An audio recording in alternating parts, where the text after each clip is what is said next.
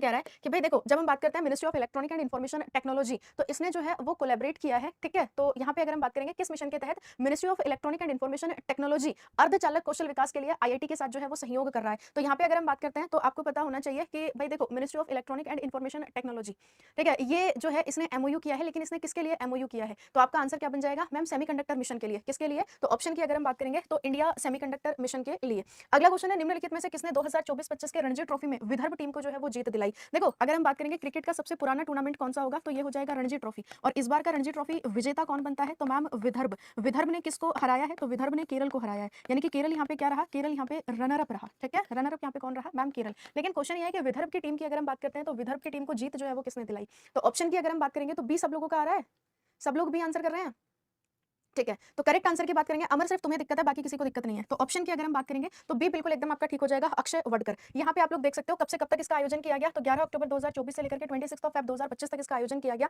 यहाँ पे विनर की बात करते हैं तो विनर जो है वो विदर्भ रहा है, और विदर्भ ने किसको हराया है? तो मैम केरल को हराया है। अगला क्वेश्चन है, 2025 में गोल्डन ग्लोब अवार्ड में सर्वश्रेष्ठ निर्देशक के लिए नामांकित होने वाले पहले भारतीय जो है वो कौन है? आपको शायद याद आएगा, अगर हम लोग बात करते हैं बेस्ट डायरेक्टर, इसके लिए नॉमिनेशन मिला था। नॉमिनेशन मिला था किसको? तो भाई गोल्डन ग्लोब अवार्ड में बेस्ट डायरेक्टर के लिए नॉमिनेशन मिला था। किसको नॉमिनेशन जो है वो मिला था? बताएं जरा, ठीक है। करेक्ट आंसर हमारा यहाँ पे क्या बन जाएगा? पायल कपाड़िया, यानी ऑप्शन की अगर हम बात करते हैं तो बी बिल्कुल एकदम आपका ठीक हो जाएगा, पायल कपाड़िया। अगला क्वेश्चन है, सितंबर 2024 में भारत सरकार ने एक राष्ट्र एक चुनाव प्रस्ताव का जो है वो संकल्प रखा था, या फिर हम बोल सकते हैं कि भारत सरकार ने वन नेशन वन इलेक्शन को जो है वो लेकर के आने की बात करी थी। अब क्वेश्चन ये है कि इसका नेतृत्व जो है ये किसके द्वारा किया गया?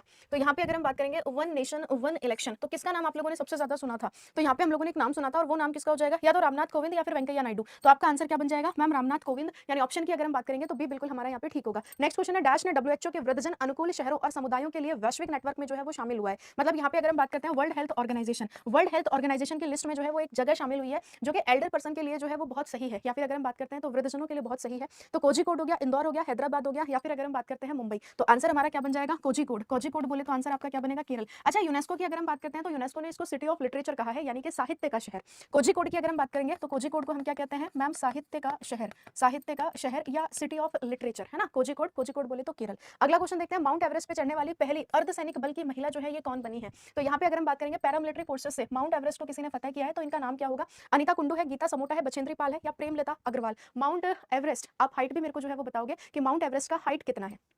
डन है, बहुत सुंदर। तो पैरामिलिट्री फोर्स की जो यहाँ पे फर्स्ट, यहाँ पे अगर आप बात करोगे तो फर्स्ट फीमेल की अगर हम बात करते हैं तो इनका नाम क्या होगा? तो इनका नाम हो जाएगा गीता समोटा, यानी ऑप्शन की अगर हम बात करेंगे तो बी बिल्कुल यहाँ पे ठीक होगा। यहाँ पे केवल और केवल रंजीत का आंसर आया, और तेजा का आंसर भी बिल्कुल यहाँ पे करेक्ट है। साध्विका का भी आंसर जो था वो ऑप्शन बी ही था। नेक्स्ट क्वेश्चन की तरफ चलते हैं, भारत और मॉरिशस ने अपने संबंधों को उन्नत सामरिक साझेदारी तक बढ़ाने का निर्णय लिया है। वैश्विक दक्षिण के लिए अपने नए दृष्टिकोण को संदर्भित करने के लिए भारत ने किस शब्द का जो है वो प्रयोग किया है? आप सबको शायद याद होगा कि अगर हम बात करते हैं अपने प्यारे भारत, भारत प्लस मॉरिशस की अगर हम बात करेंगे तो ये दोनों अपने रिलेशंस को बेहतर बनाने के लिए जो है वो काम कर रहे हैं। अब यहाँ पे बात है कि भारत जो है ये किस शब्द को सबसे ज्यादा यूज किया है? समृद्धि को, महासागर को, सागर विजन को, या फिर अगर हम बात करेंगे तो वसुदेव कुटुंबकम को। तो यहाँ पे अगर हम देखेंगे तो आंसर हमारा क्या बनेगा?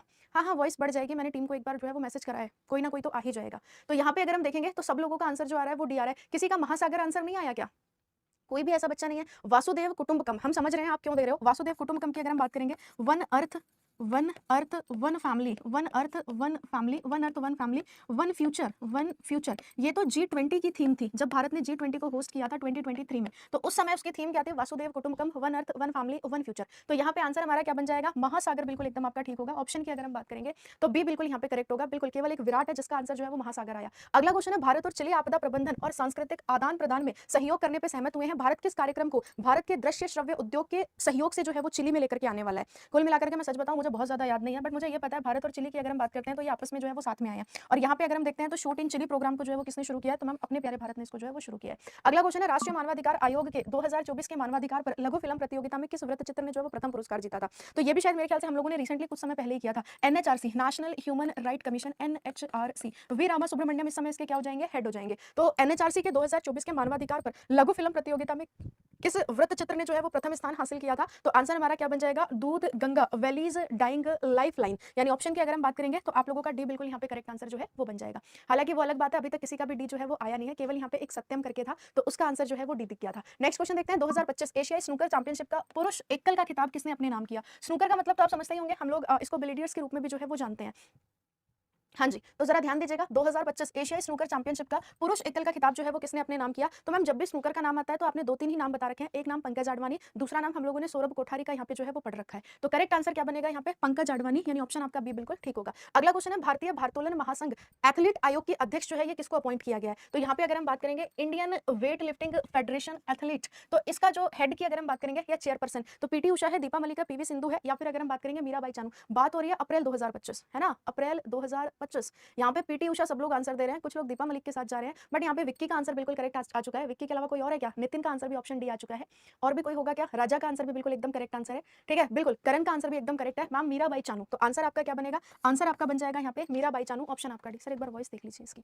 ठीक है, मीराबाई चानू। अगला क्वेश्चन देखते हैं। फरवरी 2025 में पश्चिमी अफ्रीकी देशों में इनके दुरुपयोग और संबंधित स्वास्थ्य जोखिमों की चिंताओं के कारण भारत सरकार ने किन 2 ओपियोइड दवाओं के निर्माण और निर्यात पर जो है वो प्रतिबंध लगा दिया। अब आपको यहाँ पे समझने की जरूरत है, जब हम लोग बात करते हैं किसके बारे में, ओपियोइड जो ड्रग होते हैं ये है क्या? दर्द निवारक जो है वो मेडिसिन है ना, दर्द निवारक मेडिसिन। नॉर्मली अगर हम बात करते हैं तो लोगों को इससे क्या लगती है, नशे की लत लगती है ना, ऐसा कहा गया। और इस वजह से नहीं ज्यादा करनी है, कम आ रही है इनको। ठीक है, तो इस वजह से इनको जो है वो रोका गया है। तो ये कौन सी वाली जो है वो मेडिसिन होंगी या कौन सी वाली जो है वो दवाएं होंगी। तो यहाँ पे जो हमारा करेक्ट आंसर बन जाएगा वो क्या बन जाएगा? सच्ची बताओ, ऑक्सीकोडोन और हाइड्रोकोडोन, कैसे कैसे कैसे? टेम्पेटेंडोल, और इसके अलावा अगर हम बात करते हैं तो कैरिसोप्रोडोल, यानी ऑप्शन की अगर हम बात करते हैं तो आपका डी यहाँ पे बिल्कुल करेक्ट होगा। ये मुझे इसलिए याद है क्योंकि इसको मैंने जो है वो फरवरी मंथ में करवाया था। ठीक है, फरवरी 2025 में। और उस समय की अगर हम बात करते हैं तो इन 2 मेडिसिन पर जो है वो क्या लगाया गया था, तो मैम रोक जो है वो लगाई गई थी। हम सिर्फ कहते हैं कि ये दर्द निवारक मेडिसिन है, लेकिन ये देखने को मतलब ये देखने में आया कि लोग इसकी वजह से जो है वो ड्रग के क्या हो रहे हैं, आदी हो रहे हैं। अगला क्वेश्चन है, अप्रैल 2025 में डीआरडीओ और भारतीय सेना ने डॉक्टर एपीजे अब्दुल कलाम द्वीप से किस मिसाइल प्रणाली के 4 उड़ान परीक्षण सफलतापूर्वक जो है वो पूरे किए हैं। तो अप्रैल 2025 की बात हो रही है, बात यहाँ पे डीआरडीओ की हो रही है। उस समय तो हम लोगों ने medium range surface to air missile के बारे में जो है वो पढ़ा था, यानी ऑप्शन की अगर हम बात करेंगे तो सी बिल्कुल आपका ठीक होगा। देखो हमेशा आपसे कहा है स्पेस के फील्ड में किसको देखोगे, इसरो को देखोगे, डिफेंस के फील्ड में किसको देखोगे, डीआरडीओ को देखोगे। डीआरडीओ अपना स्थापना दिवस कब मनाता है? 1 जनवरी। आपको पता है समीर वी कामत इस समय डीआरडीओ के हेड होंगे, समीर वी कामत। इनके टेन्योर को एक्सटेंड किया गया है 1 साल के लिए, यानी कि 1 ईयर के लिए इनको एक्सटेंशन मिला हुआ है। नेक्स्ट क्वेश्चन देखते हैं, अप्रैल 2025 में ऊर्जा सुरक्षा के भविष्य पर अंतरराष्ट्रीय शिखर सम्मेलन जो ऑर्गेनाइज हुआ है ये कहां पे हुआ है? ये क्वेश्चन मैंने पहले भी 2 से 4 बार करा रखा है अपनी मैराथन में, तो हम आशा करेंगे कि आप सही आंसर करेंगे, आप गलत आंसर बिल्कुल नहीं करेंगे। ठीक है, तो अप्रैल 2025 में ऊर्जा सुरक्षा के भविष्य पर अंतरराष्ट्रीय शिखर सम्मेलन कहां पे हुआ था? पेरिस फ्रांस है, लंदन यूके है, बर्लिन जर्मनी है, या फिर अगर हम बात करते हैं टोक्यो जापान। तो करेक्ट आंसर ऑलमोस्ट सबका ठीक है यहाँ पे, तो बिल्कुल लंदन यूके बिल्कुल हमारा यहाँ पे ठीक होगा। अगला क्वेश्चन है, जनवरी 2025 में सीआरपीएफ के नए महानिदेशक के रूप में जो है वो किसको अपॉइंट किया गया है? तो यहाँ पे जब हम बात करते हैं सीआरपीएफ का नया महानिदेशक बनाया गया है किसको? तो अनीश दयाल सिंह है, ज्ञानेंद्र प्रताप सिंह है, विपुल कुमार है, कुलदीप सिंह है। तो मैम यहाँ पे नाम किसका आ जाएगा? तो यहाँ पे नाम आ जाएगा ज्ञानेंद्र प्रताप सिंह का। अगला क्वेश्चन है, वरिष्ठ नागरिकों के लिए आयुष्मान भारत वय वंदना योजना के तहत प्रदान की जाने वाली अधिकतम स्वास्थ्य बीमा कवरेज जो है ये आप लोगों को कौन सी देखने को मिलेगी? तो आयुष्मान वय वंदना योजना, तो 5 लाख रुपए पर ईयर है, 10 लाख पर ईयर है, 2 लाख पर ईयर है, या फिर अगर हम बात करते हैं 3 लाख पर ईयर है। हाँ जी, डन है। ठीक है, तो यहाँ पे अगर हम बात करते हैं आयुष्मान वय वंदना योजना, तो वरिष्ठ नागरिकों के लिए आयुष्मान भारत वय वंदना योजना के तहत प्रदान की जाने वाली अधिकतम स्वास्थ्य कवरेज जो होगी ये कितनी होगी? तो मैम ये तो 5 लाख रुपए, कोई हमसे नींद में भी पूछेगा तो हम इसको बता देंगे। अगला क्वेश्चन है, मुंबई इंडियंस टीम की कप्तान कौन थी जिसने महिला प्रीमियर लीग 2025 का खिताब जीता? देखो जैसे मेंस के लिए आईपीएल होता है ना, वैसे वुमेन्स के लिए क्या होता है? डब्ल्यूपीएल, यानी कि वुमेन्स प्रीमियर लीग। इसको पहली बार कब खेला गया था? तो मैम 23 में। सेकंड टाइम कब खेला गया था? तो मैम 24 में। और इस बार इसको थर्ड टाइम जो है वो खेला गया है 25 में। पहली बार भी विनर कौन बना था? तो मैम मुंबई इंडियंस जो है वो इसका पहली बार विनर बनी थी।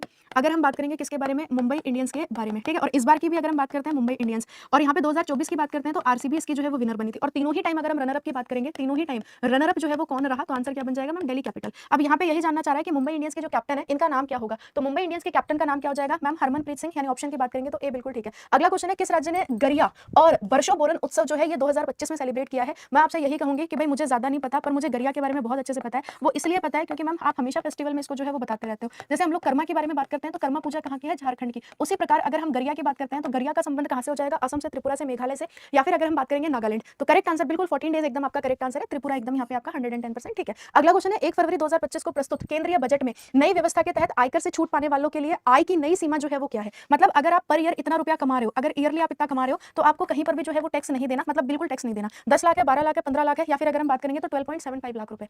अगर आप इतना पैसा कमा रहे हो तो आपको टैक्स देने की जरूरत यहाँ पे नहीं है। तो आंसर हमारा क्या बन जाएगा मैम? 12 लाख रुपए, यानी ऑप्शन की बात करते हैं तो बी। अगला क्वेश्चन है, संघीय बजट 2025-26 के अनुसार उदारीकृत प्रेषण योजना के अंतर्गत प्रेषण की सीमा जो है वो 7 लाख से बढ़ा दी गई है। ये भी तो क्या बात कर दी तुमने, है ना? 7 लाख से इसको बढ़ा करके कितना किया गया? इसको 10 लाख किया गया है। भारत में अप्रैल 2025 में जारी किए गए मसौदा ग्रीन हाउस गैस उत्सर्जन तीव्रता लक्ष्य नियम 2025 ये किस मंत्रालय के द्वारा अधिसूचित किया गया है? कुछ याद आ रहा है?